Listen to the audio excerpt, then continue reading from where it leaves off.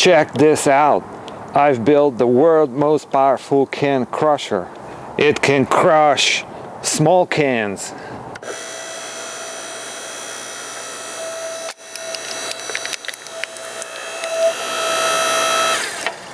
It can crush big cans.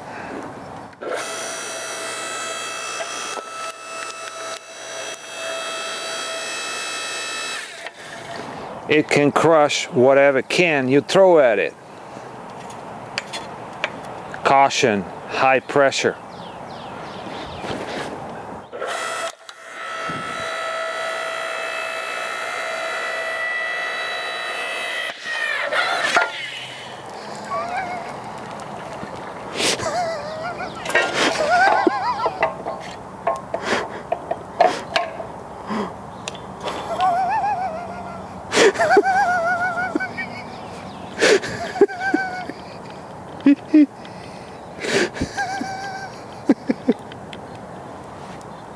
That was scary.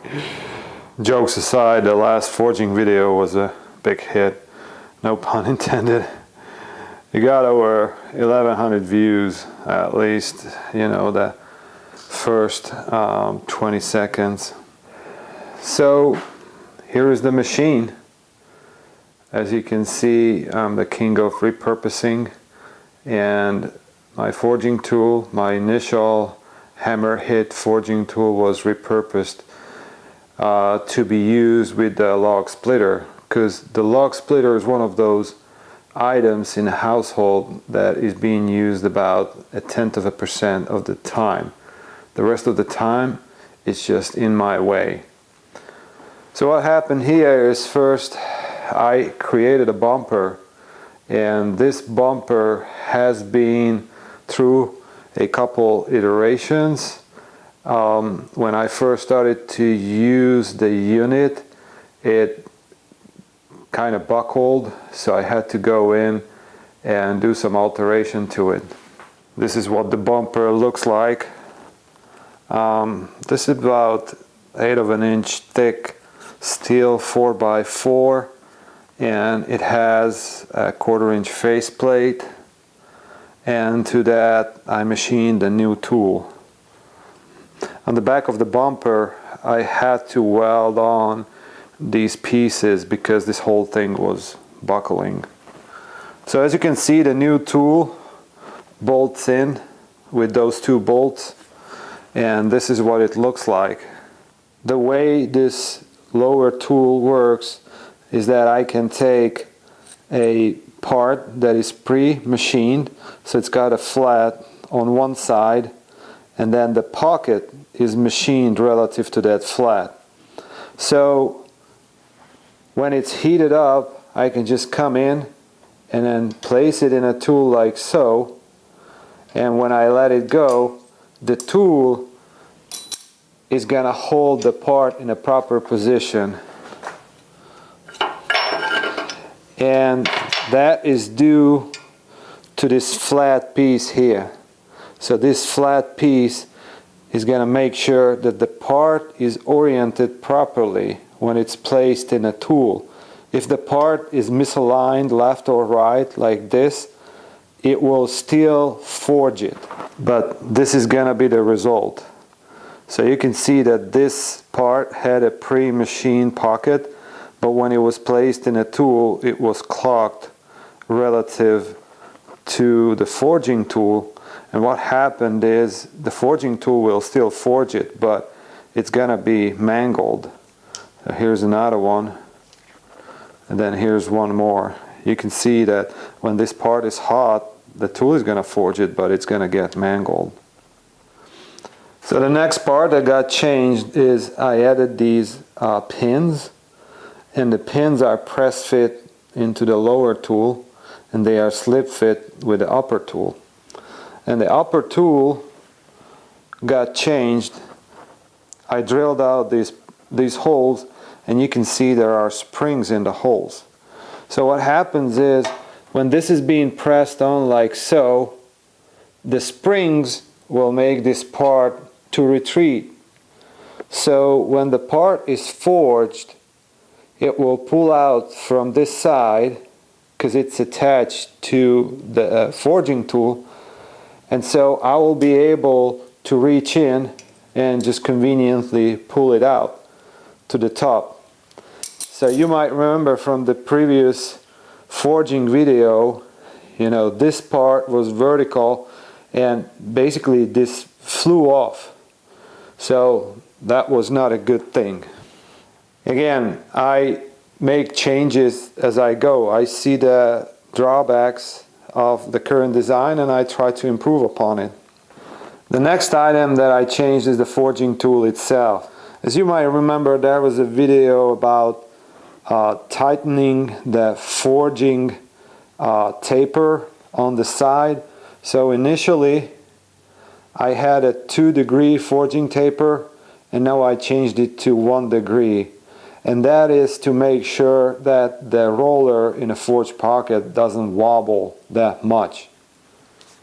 So I machined the flat on a tool, as you can see here, and there's a bolt here, and the bolt goes into the moving part of the tool, and so when the tool is placed in, you see it will make sure that the tool does not rotate around its axis. When the tool goes in, it is going to be parallel to the workpiece. One of the most important changes that I've done is this cam mechanism. So I installed a lever on the moving part of the tool that is held by a detent ball here. So when it's in a vertical position, you can see it will stay put. The way it works is the following. I'm going to take out the return spring and I'm going to insert this fully into the tool. So when this happens, you can see that the forging tool right here completely comes out and it penetrates the workpiece. When that happens, because the low taper angle on the tool, this will get stuck. And so the return spring is not strong enough to bring it back out. So I created this cam mechanism here.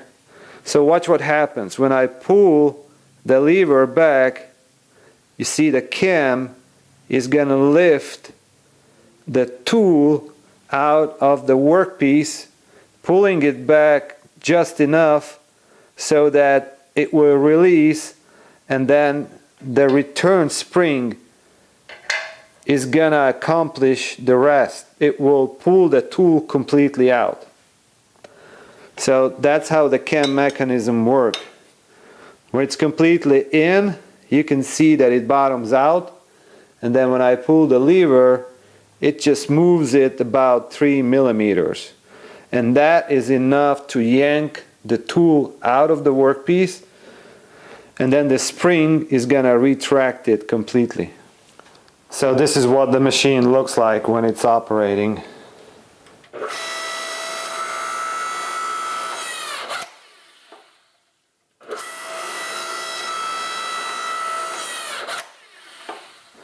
There you have it, my very own forging machine. I know after all this talk, you guys are eager to see some forging action, some hot metal, hopefully yellow in color. I'm sorry I have to disappoint you. I'm not gonna have any forging action today, and it's because I already done a lot of forging, and I'm trying to fine-tune the rest of the manufacturing process before I go and create a new batch of components. So I'm just gonna show some of the parts that I already completed. Again, some of these were pre-machined. So on the CNC I created some kind of cavity and then came in and forged it. You can see in this case, when the tool came in, it basically sliced the material and then push it underneath, so you can see those two ledges on the bottom.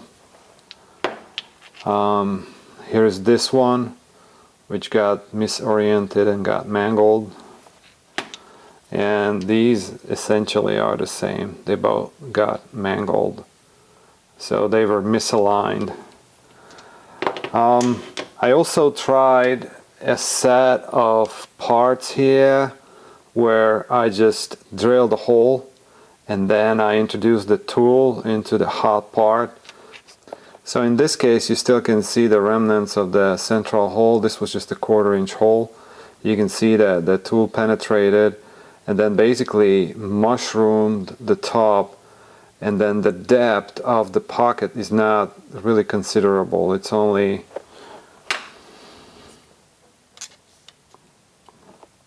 let's say it's 11 millimeters because the caliper is not touching flat on it.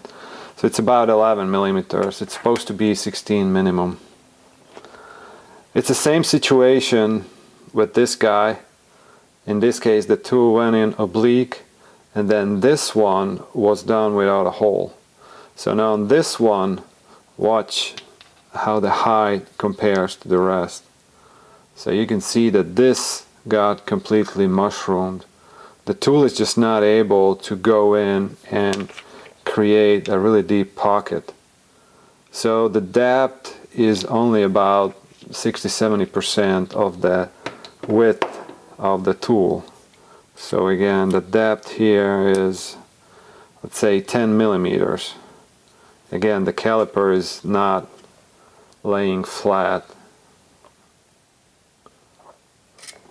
So it's only 10 millimeters deep.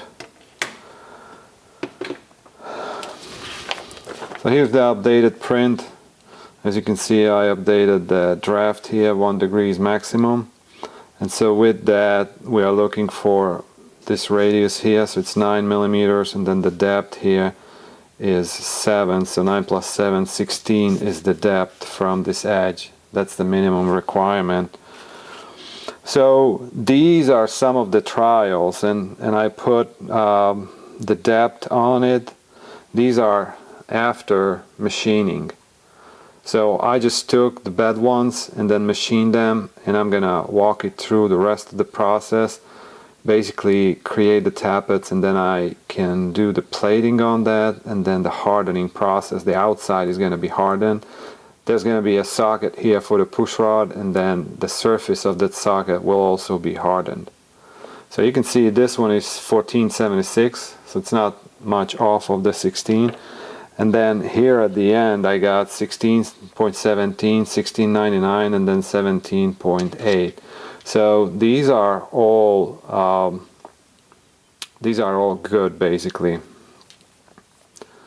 What I've done here is I sandblasted, so you can see that inside the cavity it's pretty clean. So there's like no material that was folded under. So here's another one.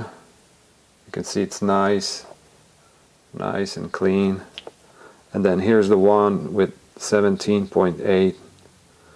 So on some of these I've done some cleaning with different implements. Some of them only sandblasted, but on some of them I came in with a grinder and tried to clean it. That's why the shiny surfaces. Ultimately, this is what I'm looking for, and this part, this tappet, is not the finished component. There's still a couple features that are missing from it, but this is what the final part is gonna look like. It will be similar. So on this one you can see the pin and the roller installed. The pin is not staked yet, so the pin is free to move inside this hole. And then this socket is missing for the push rod, and there's also some oiling holes on the side that are missing. But this is what it's ultimately going to look like. I'm going to take it apart quick. I can just insert this little pin, this little bushing, and it will make sure that the bearings don't fall out, and then the pin comes out. And then there's the bearing.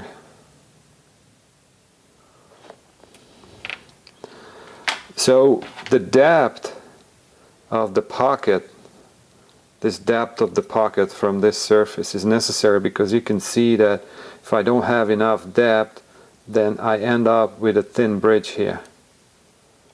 Okay, and when I'm doing the carburizing, I need to make sure that this bridge here is not getting through hardened, because if this guy becomes through hardened here, then it will become brittle, and due to the inertia forces, this will run a chance of breaking.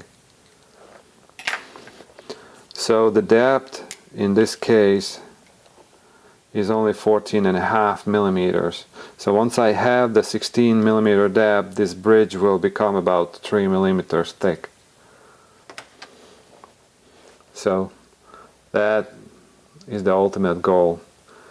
Again, this is a development, and you know, I have a full-time job, my CNC breaks down, I got a lot of other things going on, so that's why there was not much development since March, but trust me, I'm working on it. It's just this particular project was on back burner for a while, but now I'm getting back to it, and I promise you there will be a forging video in the next couple of weeks, so if you're curious, please come back.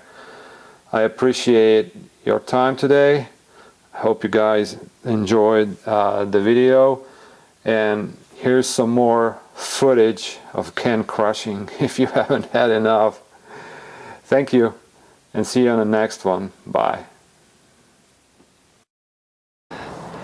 It can crush plastic cans.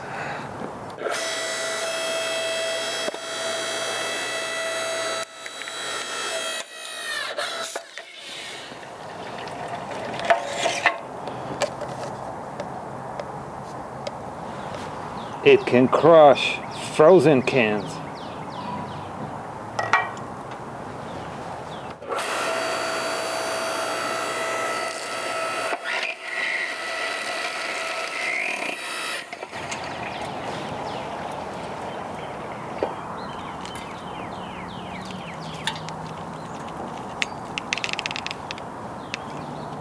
It can crush even unopened cans.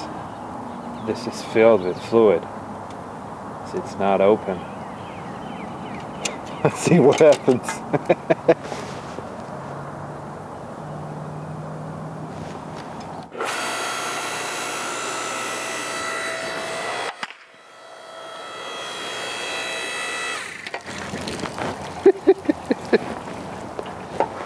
That was rather amusing. That's how much left of it. Let's see what happens to this guy. Exfoliating facial cleanser.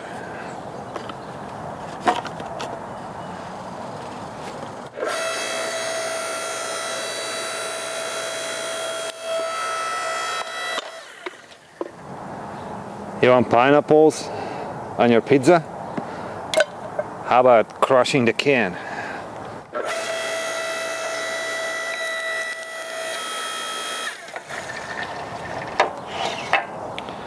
No problem.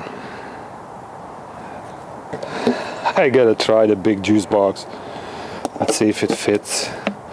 If it fits, it ships.